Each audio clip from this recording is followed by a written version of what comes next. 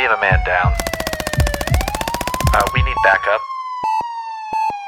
911, what's your emergency? What's up, y'all? It's your host, Destiny. Welcome to the Real Shift After the Call. Before we get started, I want y'all to understand why this podcast exists.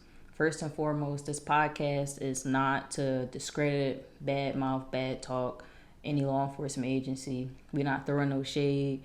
We're not discussing nobody business, no tea, none of that. We're not doing that. That's not what this podcast is for. This podcast is strictly to talk about the things that happens after the uniform comes off. The stuff that we carry home that no amount of training will prepare us for. And honestly, I would say, like, this story right here, this first episode, this was my first real shift. For the ones who know me and for the ones who don't, let me just give you a brief rundown about me. First off, I'm 25, from West Philadelphia. Shout out 51st and Arch Street.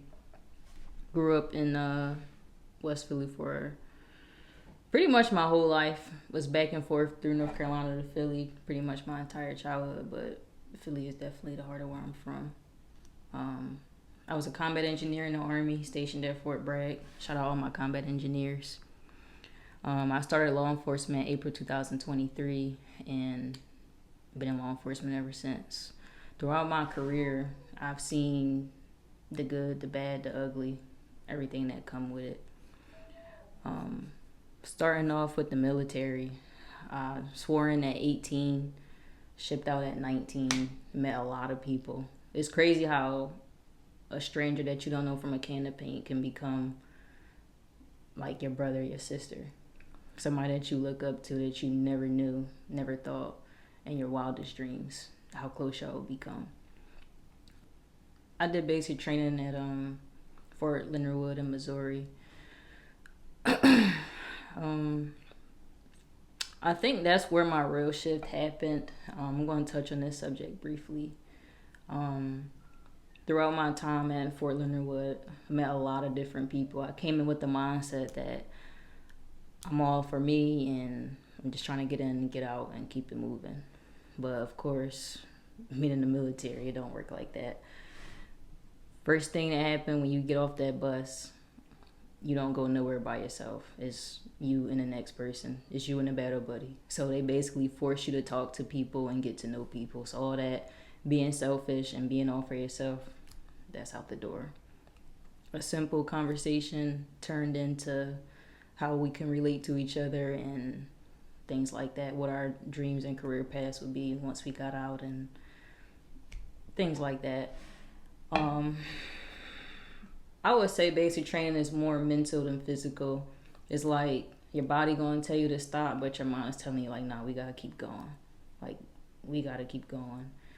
I would say my time there, it was a lot of ups and downs, a lot of changes, a lot of crying, a lot of praying, just a lot of everything, really. I met somebody special there. For privacy purposes, I'm gonna just refer to him as Private F. When you first ship out the basic training, you have what's called reception, and you're there for about a week. Throughout the time in reception is literally hurry up and wait, because that's literally what you do. You hurry up and you wait. So you have a whole company full of people that's going to be, if you're a combat engineer, you sit with these people. If you're another MOS, then you sit with these people on this side. So throughout that time, you just spend a lot of time getting to know the people to your left and your right. We shipped out, get what's called the shark attack. I don't know if they're still doing that these days with the new Army, but they ship you out to your company and they do a shark attack. That's when all the drill sergeants come and they attack you and whatever you want to call it in different angles and stuff. You got one drill sergeant here, another drill sergeant here, another drill sergeant here. Somebody telling you to sit down, somebody telling you to stand up. They just yelling and screaming. I think that, because they're not allowed to do that in reception, I think that got to a lot of people. But basically, I said all that to say, me and Private F, we got pretty close throughout our time. throughout that short time of me knowing him. People don't realize that, yeah, you go in not knowing these people, but at the same time, it's like, these are the ones that's going to comfort you. Y'all eat together, y'all shit together, y'all cry together, y'all comfort each other. Like, that's really, those are your people. You know, one of y'all going to make the ultimate sacrifice and die for each other. That's just the relationship that you'll have. Private F was a good guy. Unfortunately, the way the military is set up, you can't quit. But if you don't meet the standards, so to say, you can get discharged for what they call failure to adapt, and that's pretty much what happened to Private F. However, before his discharge, or while he was awaiting discharge, he still, when you get put in that status, you're not able to participate, but you still have to be a part of the company, still wear a uniform, and kind of just sit and watch everybody go through basic training. I believe this was, I don't know if this was red phase or white phase the last time I seen him. I'm not 100% sure. However, as time went by, you got red, white, and blue phase. 3 different phases. As red phase started to go by, you can kind of see him go from here to here. And I don't know if that was I don't know what it was, but it's like after that shark attack that we had, it's like it just changed everybody. People just started quitting instantly. I don't know. I can't explain that part, but I just remember one day we were coming back from the DFAC, and Private F was in front of me. We were walking back to our platoons, and I just seen his legs start to like buckle a little bit. And I was looking and I'm like, what the fuck? Like, bro, what are you doing? And next thing I know, he just fell to the ground. And I ain't gonna lie, like, I did laugh because I thought he was trying to be funny. And I'm looking at him, I'm like, bro, why are you on the ground? Like, get the fuck up. And he like, I can't. Like, I don't know what just happened. So I'm like, is you good? Like, you need me to call a drill sergeant? No. Like, let's just get up. Like, let's just walk back to the platoon. I'm just trying to get back to the company. My head's starting to hurt. I'm like, all right, bro. Me and somebody else, we picked him up and helped him back to the platoon. After that, we marched back to the company, and then we did, we had PT in the Bay. Like I said, when you get to a point where you're going to be discharged, they don't allow you to participate. So at this point, Private F was just watching us. We were exercising in the Bay with our drill sergeant. And throughout that time, you could kind of just see him just pacing back and forth throughout the Bay, just complaining about a headache. At this point, we kind of all like, we see him, but it's like we got tunnel vision. Like we focusing on our drill sergeant and these exercises that he got us doing. Until it was one time where he just like, my fucking head hurts. And he finally got the attention of a drill sergeant, and the drill sergeant was like, give me 2 battle buddies. At this point where we were at, he had he sent 2 holdovers from Bravo Company to assist him at the hospital. So Private F didn't know these people, and really we didn't either. We just knew they were holdovers from another company. So he sent them to the hospital, and we continued on. I think like maybe a day or 2 days maybe. I don't have like an exact time frame because it was so long ago. We talking about 2019, but so many days had went by and we didn't see him again. So in my head, I was like, oh, he probably done went home, like. Because we knew he was literally on his way home. He was awaiting discharge. But it didn't really dawn on me that much. Until so many days had went by. And I remember us, I don't know where we were at. I think all of us as a company, I think we were all outside just sitting on the bleachers or whatever. And then the drill sergeant just told us, like, y'all go upstairs to y'all classrooms. The captain want to speak to y'all. So we're not thinking much of it. I know in my head, I think I was like, I don't think I was more so focused on, I was like, I ain't gonna lie, I don't know what the fuck I was focused on. I don't know, our captain was cool, so I didn't know what she had for us, to be honest. But anyway, she came into the classroom we was at and just talking to us, just regular, just talking. And then she just said, privates, as y'all can all see, Private F is not here. So my head automatically went to like, dang, like he really left. Like I didn't even get to say bye. Like none of us got to say bye really. Like he left. But then something changed with her. It's like she was talking and then she wasn't talking. She just stopped. And I don't know if maybe our drill sergeant could kind of like feel the energy was off or something. But he kind of just stepped in and was just like, privates, it's just no way for us to tell y'all, like, Private F passed away. And when he said that, like, my whole heart just sunk to my stomach. Like, that was a different type of feeling. I wasn't expecting him to say that. Like, you could hear everybody just started screaming and crying. And he was explaining it to us like, y'all, listen, like, he got to the hospital on base and he had a seizure.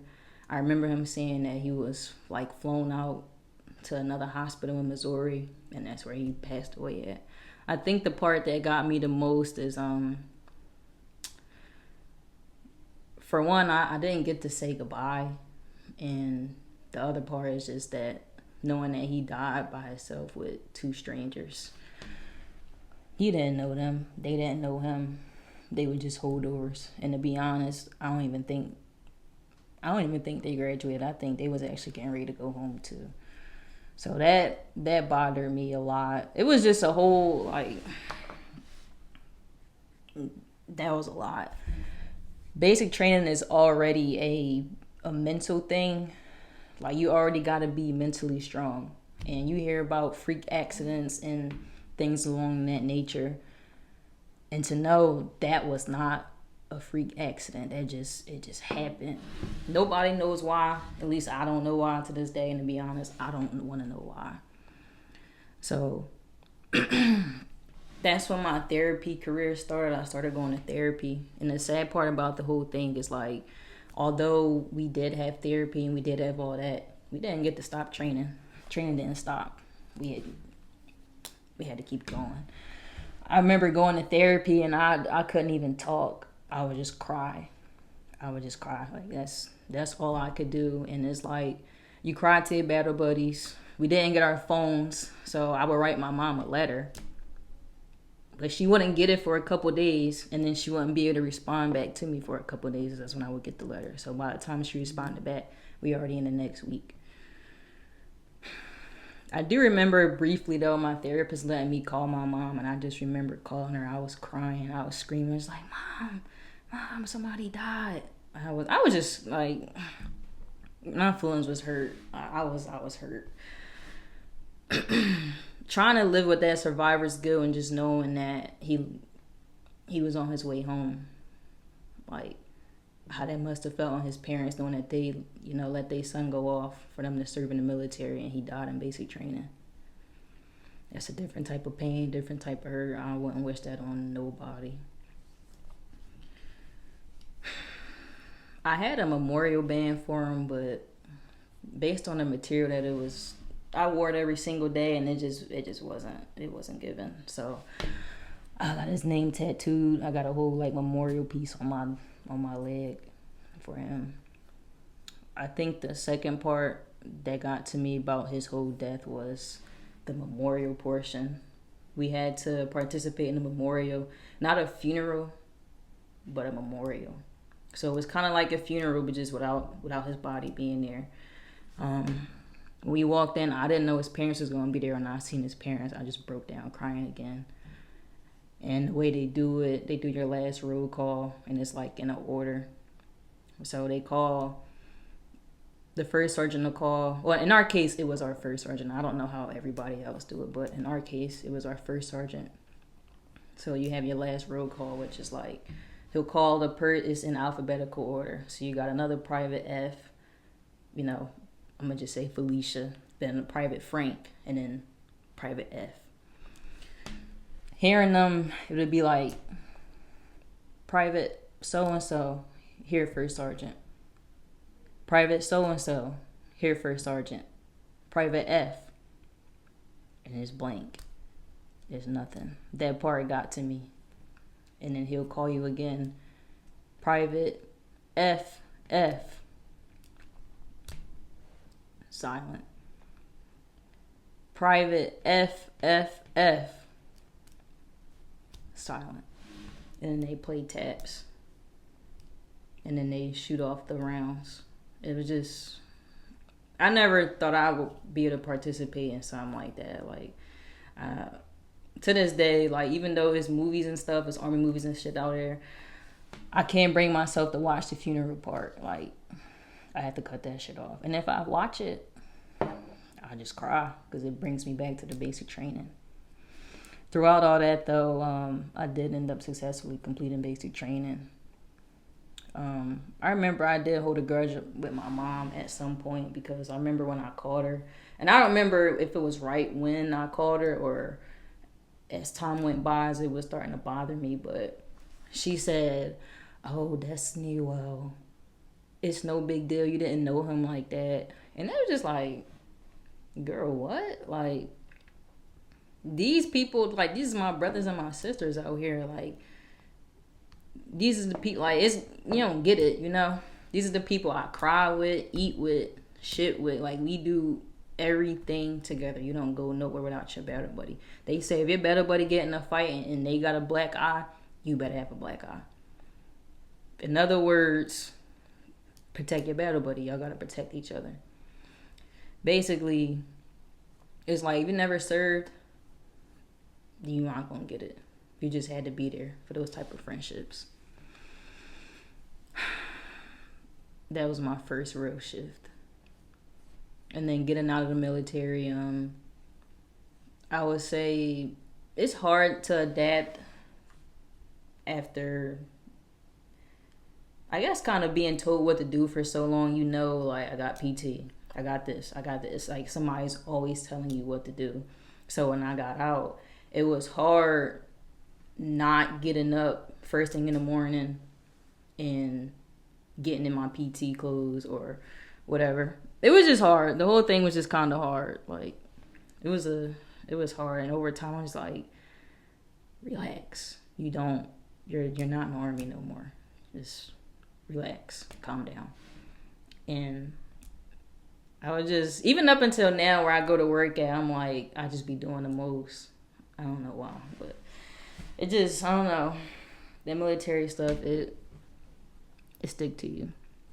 Before we end this episode, I just have to say, if you're somebody out there that's fighting one of these silent battles and it's something that you're just not ready to talk about, something that you're not ready to discuss yet,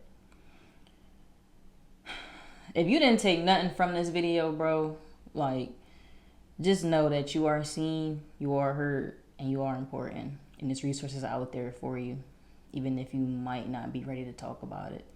Just thinking about talking about it is enough for me, and I'm proud of you for doing that. So with that being said, here are some resources, and thank you for tuning in. This is The Real Shift After the Call.